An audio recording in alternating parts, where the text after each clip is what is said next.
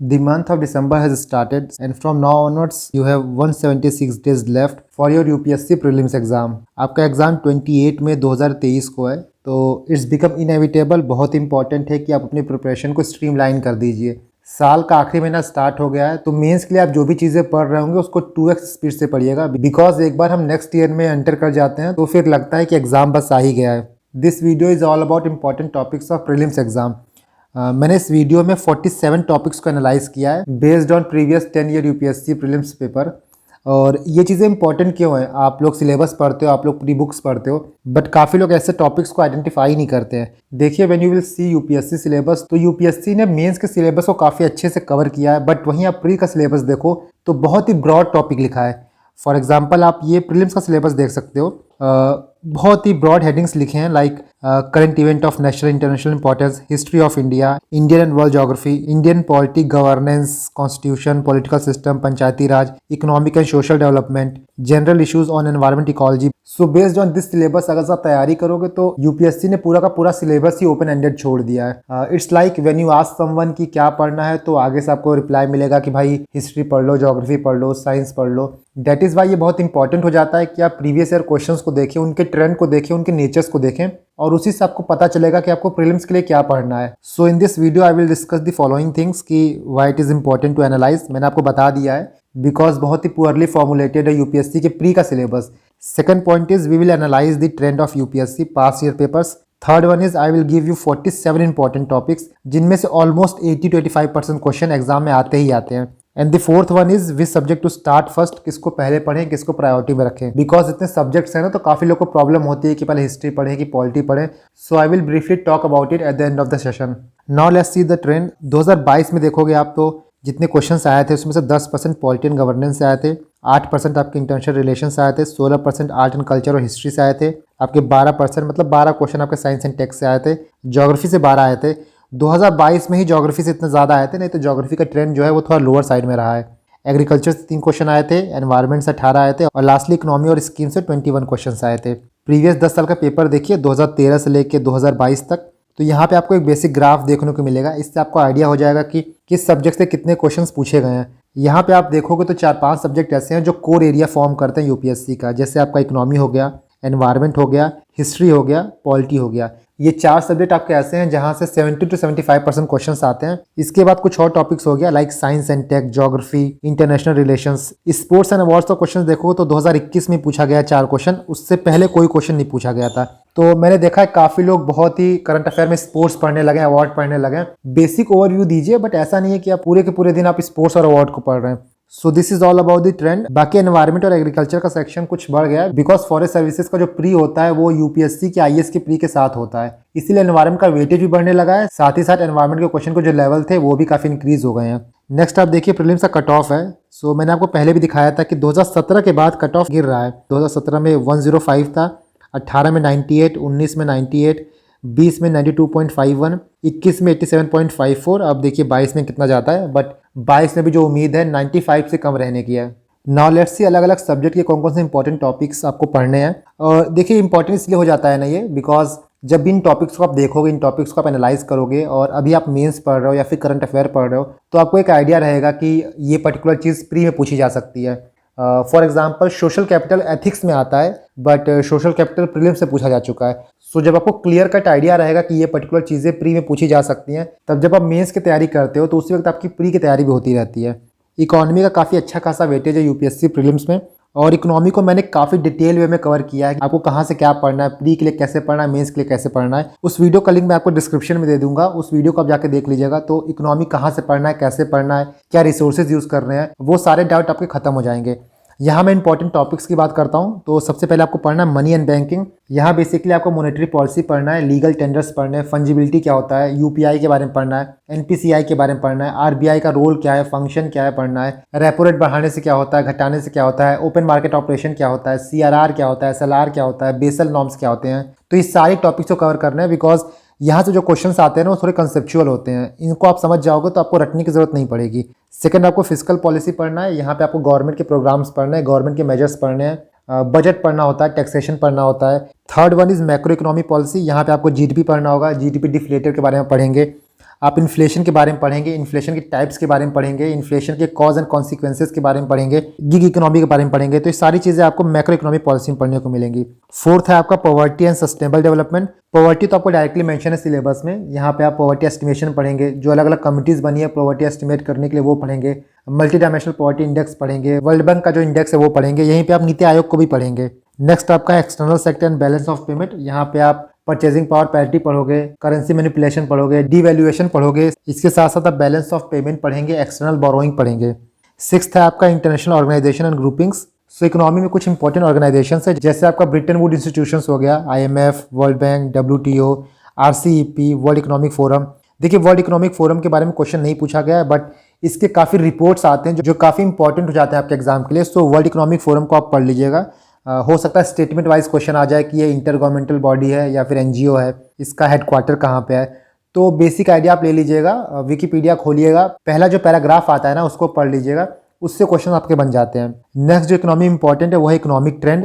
जब आप economic survey उठाओगे तो उसमें काफ़ी ट्रेंड मिलेगा आपको, GDP का ट्रेंड मिलेगा, बोरोइंग का ट्रेंड मिलेगा, इन्फ्लेशन का ट्रेंड मिलेगा। सो कई बार क्वेश्चन पूछा जाता है कि स्टेडीली डिक्रीज कर रहा है या फिर स्टेडीली इंक्रीज कर रहा है, ये चीज़ें देख लीजिएगा। साथ में आप बेसिक ट्रेंड देखिएगा। आफ्टर LPG रिफॉर्म 1991 के बाद कुछ ट्रेंड्स इंपॉर्टेंट है, जैसे प्रोडक्टिविटी घटी है कि बढ़ी है, एम्प्लॉयमेंट बढ़ा है कि घटा है। सो ये कुछ बेसिक ट्रेंड्स आप देख लीजिएगा। इसके बाद इकोनॉमी में गवर्नमेंट स्कीम्स इंपॉर्टेंट है। आप जहाँ से भी करंट अफेयर कवर करोगे वहाँ पे आपको गवर्नमेंट स्कीम मिल जाएंगी। इसके अलावा गवर्नमेंट स्कीम की अलग से कोई बुक मत पढ़िएगा। काफ़ी लोग गवर्नमेंट स्कीम की अलग से बुकलेट पढ़ते हैं, उसमें 100-200 स्कीम दिया होता है, वो आप रिटेन नहीं कर पाओगे। जो भी मेजर स्कीम्स होती है, जो भी आप करंट अफेयर में कवर करते हो, उतना पढ़ लीजिएगा, उतना मोर देन सफिशिएंट है। और स्कीम पढ़ते वक्त आपको 2-3 चीज़ें ध्यान देनी होती हैं, किस मिनिस्ट्री के अंदर है, सेंट्रल सेक्टर है या फिर सेंट्रल स्पॉन्सर्ड स्कीम है, और उसका बेसिक ऑब्जेक्टिव क्या है, that's all. Now the next one is environment and ecology. इसको भी मैंने काफ़ी अच्छे से कवर किया हुआ है, आपको वीडियो का लिंक डिस्क्रिप्शन बॉक्स में मिल जाएगा। वहाँ पे एनवायरनमेंट आपको कहाँ पढ़ना है, कैसे पढ़ना है, किस बुक से पढ़ना है, वो सारी चीज़ें मैंने आपको बताई हैं। इंपॉर्टेंट टॉपिक्स की बात करें तो सबसे पहला आपका है नेशनल एक्ट्स, पॉलिसीज, बॉडीज और इंटरनेशनल लॉज और कन्वेंशन। हर साल इससे क्वेश्चंस पूछे जाते हैं। लाइक अभी COP27 हुआ है तो उसके बारे में आप पढ़ लीजिएगा। UNFCCC हर बार न्यूज़ में रहता है। बाकी नेशनल लॉज होगा जैसे wild life protection act, forest right act, ये इंडिया के बहुत मेजर लॉज हैं, तो इनके बारे में आप पढ़ लीजिएगा। इनका 1-2 प्रोविजंस पढ़ लीजिएगा जो आप कई बार देखते हो यूज़ होता है। नेक्स्ट देखिए पॉल्यूशन और क्लाइमेट चेंज, बहुत इंपॉर्टेंट है। यहाँ पे आप ग्रीन हाउस गैस पढ़ोगे, यहाँ पे आप डिफरेंट पॉल्यूटिंग गैसेस पढ़ोगे, और इसके साथ साथ जो मेजर पॉल्यूटेंट हैं उनके क्या सोर्स हैं, कहाँ से निकलता है, वो पढ़ लीजिएगा। बिकॉज आपको 5-6 गैसेस दे देगा, फिर पूछेगा कि इस फैक्ट्री से कौन सा गैस निकलता है, इस इंडस्ट्री से कौन सा गैस निकलता है। यहाँ पे आप कोरल रीफ के बारे में पढ़िएगा, कोरल ब्लीचिंग के बारे में पढ़िएगा। थर्ड आपका प्रोटेक्टेड एरियाज, जैसे आपका नेशनल पार्क हो गया, wild life sanctuary, biosphere reserve, wetlands और डिफरेंट स्पीसीज के बारे में पढ़िएगा। जनरली यहाँ जो न्यूज़ में रहता है वो पढ़ लीजिएगा। इसके साथ साथ कुछ मेजर नेशनल पार्क्स हैं, उनका बेसिक आइडिया आप ले लेना, और इसको आप कोशिश करना कि मैप के थ्रू पढ़िए। बिकॉज जब मैप के थ्रू आप पढ़ते हो तब आपको अच्छे से समझ में आता है, आप इजीली रिटेन कर पाते हो। मैंने मैपिंग के नोट्स ऑलरेडी अपने टेलीग्राम चैनल पे अपलोड कर दिया, उस नोट से भी आप पढ़ सकते हो, प्लस अपना खुद का मैप बना सकते हो। ये आप देख सकते हो मैपिंग का नोट्स है। ये बायोस्फीयर रिजर्व हो गया आपका, ये आप रामसर साइट देख सकते हो, इसके साथ ये नेशनल पार्क देख सकते हो। नेक्स्ट आप देखिए ये रिफाइनरीज है। तो टोटल 18 मैप्स हैं। इसमें आपको कोई साइट ऐड करना होगा तो you can definitely do it, but make sure करिएगा कि इन चीज़ों को आप मैप के थ्रू पढ़िए। नेक्स्ट आपका है बायोडाइवर्सिटी और इकोलॉजी के basic concept, like food chain क्या होता है, बायोजियोकेमिकल साइकिल से क्वेश्चन पूछा जा सकता है, कार्बन साइकिल, फॉस्फोरस साइकिल, इसी तरह नीश क्या होता है, इकोटोन्स क्या होता है। तो ये बेसिक कॉन्सेप्ट आप देख लेना, आपको शंकर के स्टार्टिंग के जो 2-3 चैप्टर है ना वहाँ पे मिल जाएगा। Now moving on to next topic, it's geography. आपने देखा होगा, आपने ट्रेंड एनालाइज किया होगा, तो ज्योग्राफी से बहुत क्वेश्चन नहीं पूछा जा रहा है, बट पिछले साल ज्योग्राफी से अच्छा खासा क्वेश्चन पूछा गया है। इसीलिए आप कोई टॉपिक इग्नोर नहीं कर सकते हो, बिकॉज यू नेवर नो कि UPSC किस ईयर किस सब्जेक्ट को वेटेज दे देगा। प्लस ज्योग्राफी एक इजी टॉपिक है, मैं ज्योग्राफी को भी डिटेल वे में कवर करूंगा, जैसे मैंने एनवायरनमेंट को, इकोलॉजी को, साइंस एंड टेक को कवर किया है। So I will cover geography also, but यहाँ पे देखते हैं कि इंपॉर्टेंट टॉपिक्स कौन कौन सा है। ज्योग्राफी में आपको फिजिकल ज्योग्राफी पढ़ना है, इकोनॉमिक ज्योग्राफी पढ़ना है और ह्यूमन ज्योग्राफी पढ़ना है। आपका पहला टॉपिक हो गया फिजियोग्राफी। फिजियोग्राफी में आप माउंटेन्स पढ़ेंगे, प्लेन्स पढ़ेंगे, डेजर्ट पढ़ेंगे, प्लेट्यूज पढ़ेंगे। सेकंड आपका क्लाइमेट हो गया और वेजिटेशन हो गया, बहुत इंपॉर्टेंट टॉपिक है, और मैंने साथ में इसलिए लिखा है बिकॉज जब आप क्लाइमेट पढ़ोगे तो उस पर्टिकुलर एरिया का वेजिटेशन भी आपको समझ में आएगा, उस पर्टिकुलर एरिया का सॉइल भी समझ में आएगा, इवन उस एरिया में एग्रीकल्चर कैसा होता है, कौन से क्रॉप उगाते हैं, ये सारी चीज़ें क्लाइमेट पर डिपेंड करती हैं। सो ये सब चीज़ें आप साथ में पढ़िएगा। इससे पिछले 10 साल में 10 क्वेश्चन आए हैं। इसके साथ साथ आप क्लाइमेटोलॉजी और ओशियनोग्राफी पढ़िएगा वर्ल्ड के लेवल में, ठीक है। थर्ड आपका हो गया सॉयल। सॉयल में क्वेश्चन पूछता है, जैसे आपको पता होना चाहिए कि रेड सॉयल कहाँ पाई जाती है, किस पर्टिकुलर सॉयल में कौन सा क्रॉप होता है, कॉटन किस सॉयल में होता है, रेगुर सॉयल किसे कहते हैं, डेक्कन ट्रैप क्या है। नेक्स्ट आपका हो गया ड्रेनेज सिस्टम। इससे आपको 11 क्वेश्चन पूछे गए हैं पिछले 10 सालों में। और यहाँ पे आपको रिवर्स के बारे में पढ़ना है, रिवर्स की ट्रिब्यूटरीज के बारे में पढ़ना है, कौन सी रिवर कहाँ से ओरिजिनेट होती है ये पढ़ना है, अगर कोई नेशनल पार्क है वहाँ से कोई रिवर पास हो रही है तो आपको वो पढ़ना है। देखिए, जब भी मैं रिवर्स पढ़ता था तो हमेशा भूल जाता था कि कौन सा रिवर कहाँ से निकलता है, ट्रिब्यूटरीज क्या होती हैं। बहुत ही रट्टाफिकेशन होता है। सो उस चीज़ को आप किसी ट्रिक से, किसी निमोनिक्स के थ्रू पढ़ सकते हो। जैसे ये एक पीडीएफ है, इस पीडीएफ को भी आप टेलीग्राम चैनल से डाउनलोड कर लीजिएगा। यहाँ आपको रिवर से रिलेटेड काफ़ी ट्रिक मिल जाएंगे। जैसे गंगा की राइट बैंक ट्रिब्यूटरीज क्या है, यमुना है, सोन है और दामोदर है।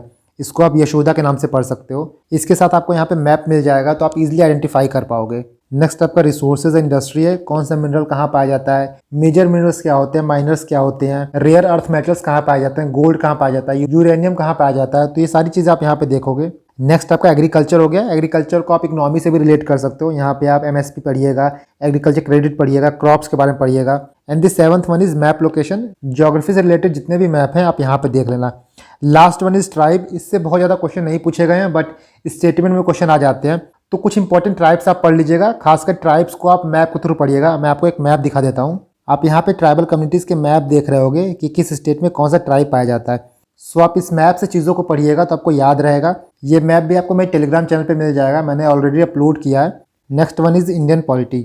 यहाँ पे पहला टॉपिक आपका है पार्लियामेंट और स्टेट लेजिस्लेचर। पिछले 10 साल में यहाँ से 23 क्वेश्चन पूछे गए हैं। यहाँ पे आप डिफरेंट बिल्स के बारे में पढ़ेंगे, पार्लियामेंट्री डिवाइसेस के बारे में पढ़ेंगे, स्पीकर के बारे में पढ़ेंगे, लोकसभा और राज्यसभा के पावर के बीच में क्या डिफरेंस है वो पढ़िएगा, ज्वाइंट सीटिंग के बारे में पढ़ेंगे। सेकंड आपका है fundamental right, fundamental duties, DPSP और प्रीएम्बल। ये चारों चीज़ें बहुत इंपॉर्टेंट और 28 क्वेश्चन पूछे जा चुके हैं इससे। देखिए, फंडामेंटल राइट्स के बारे में बात करूं मैं तो इसके आर्टिकल्स आपको ज़बान पे होने चाहिए। आर्टिकल नंबर 12 से लेके आर्टिकल नंबर 35 तक आपको एकदम रटा होना चाहिए। कौन सा आर्टिकल कब डाला गया, किस आर्टिकल में क्या अमेंडमेंट किया गया, आपको हर चीज़ पता होना चाहिए। फंडामेंटल ड्यूटीज़ के बारे में आपको पता होना चाहिए। जितने भी फंडामेंटल ड्यूटीज़ हैं उसको आप अच्छे से याद कर लीजिएगा, क्योंकि कई बार पूछता है ना, आपको एक ड्यूटी दे देगा फिर पूछेगा कि ये डीपीएसपी में है, कि ये फंडामेंटल ड्यूटी है, कि ये फंडामेंटल राइट है। तो जब आपको आर्टिकल याद रहेगा, आपको ड्यूटीज याद रहेगी, तो ज़्यादा परेशान नहीं करेगा ये सेक्शन। आर्टिकल नंबर 1 को लेके आर्टिकल नंबर 51A तक पूरी चीज़ को रट जाइए अच्छे से। किस आर्टिकल में क्या आता है, किस आर्टिकल में क्या अमेंडमेंट हुआ, ये सारी चीज़ें अच्छे से पढ़ लीजिएगा। ये आपको प्री में भी हेल्प करेगा, आपको मेंस में भी हेल्प करेगा। इसके बाद प्रीएम्बल है। देखिए, प्रीएम्बल काफ़ी लोग छोड़ देते हैं but I will advice you कि प्रीएम्बल को आप रट जाइए। आप प्रीएम्बल को वर्बेटिम रट जाइए, 2-3 बार आप पढ़ोगे तो आपको अपने आप ही याद हो जाएगा। प्रीएम्बल में जितने भी एडजेक्टिव हैं, sovereign, socialist, secular, democratic, Republic, justice, liberty, equality, fraternity, अच्छे से पढ़ लीजिएगा। कई बार पूछता है कि किस टाइप के जस्टिस को मेंशन किया गया है, कई बार पूछता है कि किस टाइप की इक्वालिटी को मेंशन किया गया है। सो आपको प्रीएम्बल याद रहेगा तो आप आराम से इन क्वेश्चन के आंसर कर लोगे। थर्ड आपका है प्रेसिडेंट और गवर्नर। इसको साथ में पढ़िएगा, बिकॉज कई बार होता है कि प्रेसिडेंट के पावर को गवर्नर में डाल देता है और कई बार होता है गवर्नर के पावर को प्रेसिडेंट में डाल देता है। इसके साथ साथ जो भी सुप्रीम कोर्ट के जजमेंट है खासकर गवर्नर को लेके, उनको आप पढ़ लीजिएगा।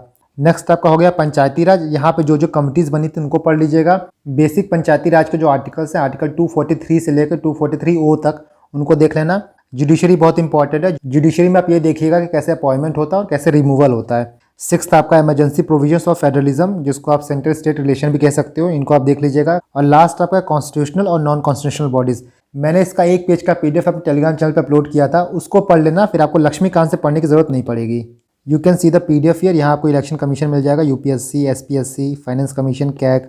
इसी तरह आपको यहाँ पे कॉन्स्टिट्यूशनल बॉडीज मिल जाएंगे और इसके बाद यहाँ पे आपको नॉन कॉन्स्टिट्यूशनल बॉडीज। 1 पेज का पीडीएफ है। देखिए, नोट्स भी आपको ना ऐसे ही बनाने हैं, जितना कॉम्पैक्ट हो सके ना उतना कॉम्पैक्ट नोट्स बनाया कीजिए। जब भी आप नोट्स प्रिपेयर करिए, चाहे प्रीलिम्स के लिए या फिर मेंस के लिए, ये चीज़ ध्यान में रख के प्रिपेयर करिए कि इसको मुझे 1 दिन पहले रिवाइज करना है। मेरे पास दिन नहीं, मेरे पास घंटा होगा रिवाइज करने के लिए, तो उसी हिसाब से आप नोट्स प्रिपेयर करिएगा। नेक्स्ट है आपका हिस्ट्री। हिस्ट्री में सबसे इंपॉर्टेंट देखिए टाइमलाइन होता है। टाइमलाइन से पहले हम ये देखते हैं, देखिए हिस्ट्री के जो सेक्शंस हैं ना, उसमें सबसे इंपॉर्टेंट आपका मॉडर्न है, उसके बाद एंशिएंट है, फिर आर्ट एंड कल्चर और लास्ट में मिडिवल है। मिडिवल में भी आपको आर्ट एंड कल्चर पढ़ना है, मिडिवल टाइम्स का। वहाँ का सोशल, इकोनॉमिकल और एडमिनिस्ट्रेटिव लाइफ कैसी थी, आपको वो देखना होता है। हिस्ट्री में देखिए टाइमलाइन बहुत इंपॉर्टेंट होता है, खासकर मॉडर्न हिस्ट्री में तो बहुत क्वेश्चन पूछता है टाइमलाइन से, इसीलिए मॉडर्न हिस्ट्री की टाइमलाइन को काफ़ी अच्छे से प्रिपेयर कर लेना। For example, Gandhi ji India आए तो केक खाए। केक मतलब सी से चंपारण हुआ, ए से अहमदाबाद हुआ और के ई से खेड़ा हुआ। तो आपको इसी हिसाब से क्रोनोलॉजी को पढ़ना होता है। Let me show you one thing. ये देखो आपका मिडिवल हिस्ट्री का टाइमलाइन है, इसको भी मैंने अपने टेलीग्राम चैनल पर डाल दिया है। देखिए मेरे टेलीग्राम चैनल के फाइल सेक्शन में आप जाओगे तो आपको बहुत से नोट्स मिल जाएंगे, हिस्ट्री के, पॉलिटी के, इकोनॉमिक्स के, साइंस एंड टेक के। सो वहाँ पे जाके आपको जो नोट्स चाहिए होता है उसको सर्च किया कीजिए, आपको सारी चीज़ें मिल जाएंगी। ये आपके मिडिवल हिस्ट्री का टाइमलाइन हो गया, इसके बाद ये आपके मॉडर्न हिस्ट्री का टाइमलाइन हो गया। बहुत इंपॉर्टेंट है, इस टाइमलाइन को अच्छे से पढ़ लेना आप। बाकी हिस्ट्री में इंपॉर्टेंट टॉपिक्स की बात करें तो गांधी एरा बहुत इंपॉर्टेंट है। गांधी जी के अराइवल के पहले क्या हुआ था, बाद में क्या हुआ था, उसको आप देख लीजिएगा। इसके बाद सेकंड आपका कंट्रीब्यूशन ऑफ पर्सनालिटी, उन्होंने कौन सी बुक्स लिखी थी, किस मूवमेंट में पार्टिसिपेट किए थे, कौन सा न्यूज़पेपर लिखा था, वो चीज़ें देख लीजिएगा।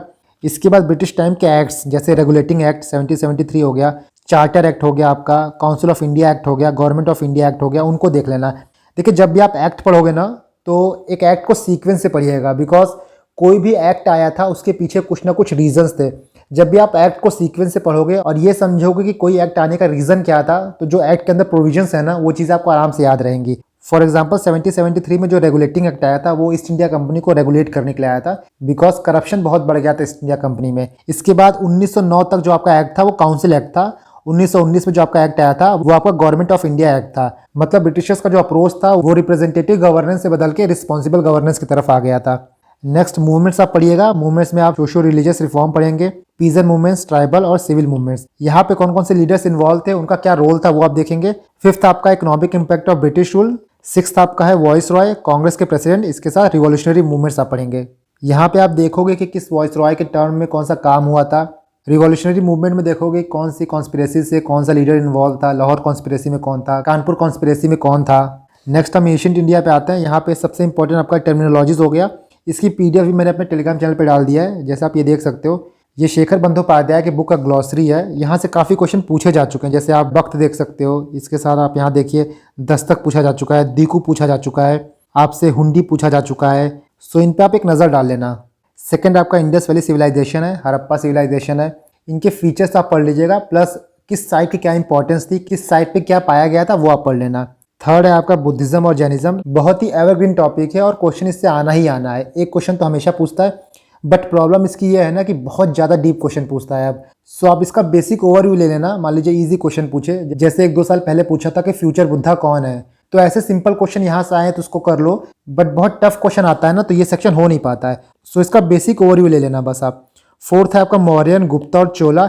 यहाँ से भी जो मैंने बोला था कि आर्ट एंड कल्चर पढ़ना है आपको एडमिनिस्ट्रेशन पढ़ना है इनका, और इनका सोशल लाइफ कैसी है वो पढ़ना है।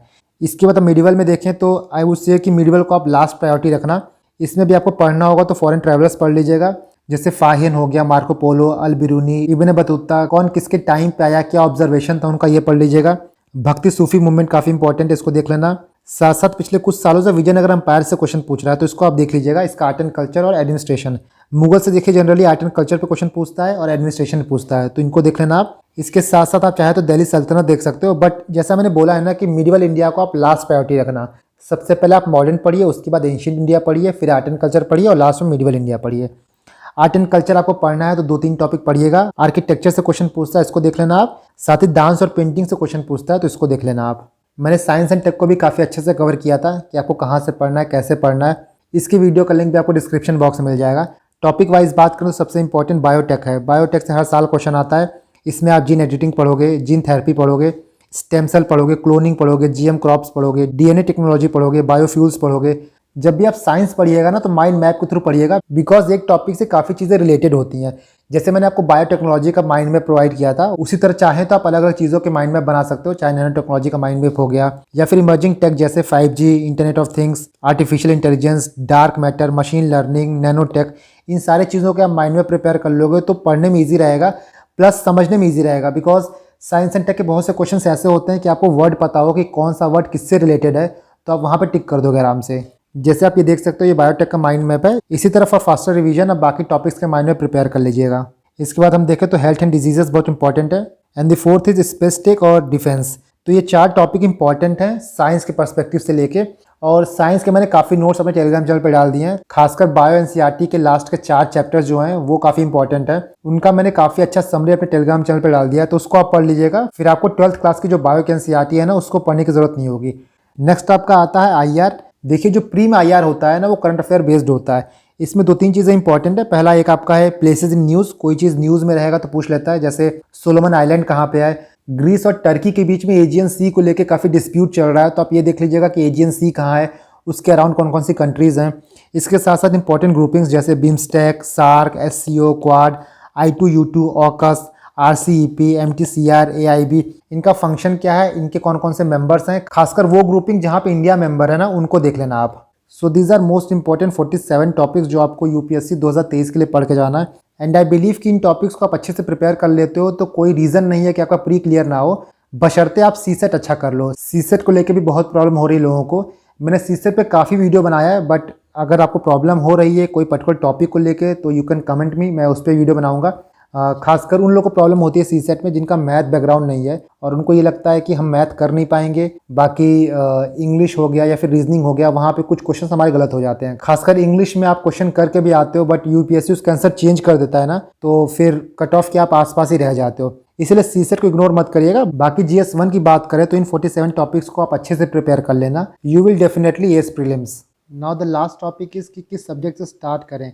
देखिए, पर्सनल चॉइस होता है, काफ़ी लोग को एनवायरनमेंट अच्छा लगता है तैयार करना, काफ़ी को हिस्ट्री से, but if you ask my opinion तो polity is an easy subject to start with. आप पॉलिटी से स्टार्ट कर सकते हैं, इसके बाद एनवायरनमेंट और ज्योग्राफी को साथ में पढ़िएगा बिकॉज काफ़ी चीज़ें ओवरलैप करती हैं यहाँ पे।